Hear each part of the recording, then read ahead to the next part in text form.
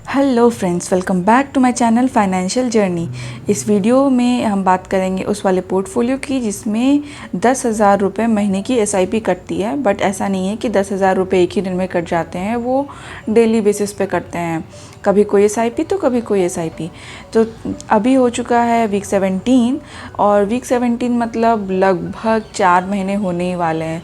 तो जैसा कि टोटल इन्वेस्टेड अमाउंट है वो 38,298 लगभग 38,300 के आसपास पहुंच चुका है। तो 1,700 रुपये और बचे हैं इस महीने की एसआईपी के लिए कंप्लीट होने के लिए, तो वो हो जाएंगे। तो 17 हफ्तों के बाद अगर देखें तो जो टोटल रिटर्न्स बन रहा है, यानी लगभग 4 महीने के बाद जो टोटल रिटर्न्स बन रहा है ये 6.14% है, जो कि 2,350 रुपये होते हैं। अब इसका अपडेट मैंने लगभग पिछले वीक मैंने नहीं दिया था, तो वीक 15 का अपडेट था।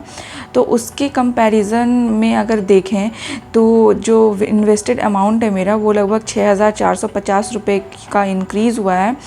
और जो प्रॉफिट है, प्रॉफिट में डिक्रीज़ हुआ है क्योंकि उस दिन 8.33% था, बट आज 6.14% है। लेकिन प्रॉफिट परसेंटेज में ज़्यादा चेंज है और जो प्रॉफिट अमाउंट है उसमें लगभग 302 रुपये का निगेटिव है, मतलब कि 2 हफ्तों में 302 रुपये गिर गए हैं मेरे।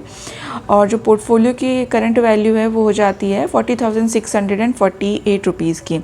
और XIRR भी, जैसे कि अभी ये नया पोर्टफोलियो ही है तो इसमें न्यू में ज़्यादा XIRR दिखाता है।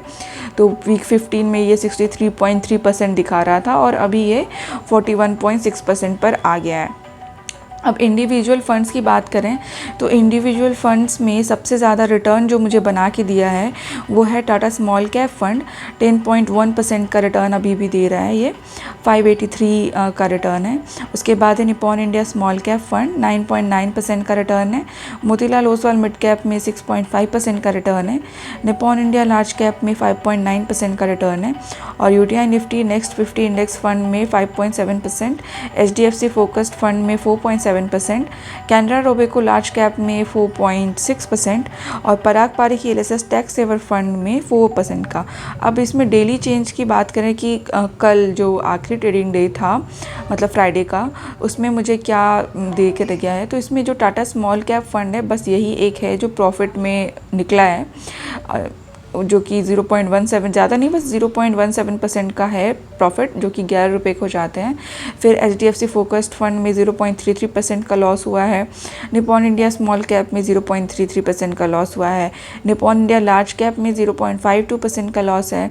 Parag Parikh ELSS tax saver fund में 0.63% का, Canara Robeco large cap fund में 0.75% का, यूटीआई निफ्टी नेक्स्ट 50 में 0.81% का और मोतीलाल ओसवाल मिड कैप में सबसे ज़्यादा नेगेटिव मूवमेंट है फ्राइडे का, जो कि 0.94% का डाउनवर्ड मूवमेंट है।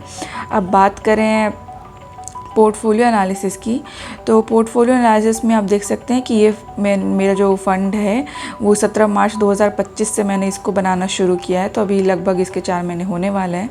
सारे फंड इसके 100% जो है वो इक्विटी में ही लगे हुए हैं। अब जो टॉप सेक्टर्स में है वो है financial, consumer discretionary, technology, industrials and materials.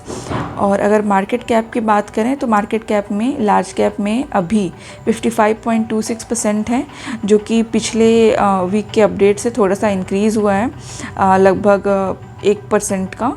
और फिर मिड कैप में 23% है, ये थोड़ा डिक्रीज़ हुआ है। और स्मॉल कैप में 21.74% दिख रहा है, जो कि पिछले वीक के अपडेट से थोड़ा सा इंक्रीज़ हुआ है, यानी मिड कैप थोड़ा डिक्रीज़ हुआ है, लार्ज कैप और स्मॉल कैप थोड़े से बड़े हैं।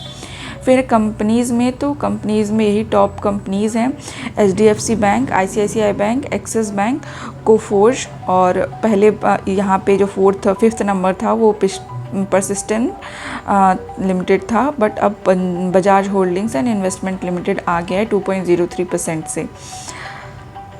परसिस्टेंट सिस्टम्स का के मेरे पास पिछले हफ्ते 2.01% था, बट अब ये 1.9% ही रह गया है। तो एक बजाज होल्डिंग्स है जिसके मतलब शेयर बढ़े हैं मेरे पोर्टफोलियो में। और इस पोर्टफोलियो में और चेंजेस क्या हुए हैं कि मेरे जो 2 IPOs आए थे उसमें मैंने इन्वेस्ट किया था, तो दोनों IPO मुझे मिले थे और उसको मैंने फिर सेल किया था, तो फिर उसमें प्रॉफिट बुकिंग की थी। You can see Sambhav Steels and HDFC Financial Services के, उसको तो जो था उसमें लगभग HDFC फाइनेंशियल सर्विसेज में मैंने 2000 का प्रॉफिट लिया था, 100 रुपये का पर शेयर, 100 रुपये का प्रॉफिट बुक किया था मैंने। उसके बाद संभव स्टील ट्यूब्स में 110.5 पे मैंने सेल कर दिया था, तो इसमें भी लगभग 5000 के प्लस का प्रॉफिट इसमें भी बुक किया था। तो इस पोर्टफोलियो को में बस इतना ही। Bye bye, take care, happy investing, thanks for watching also.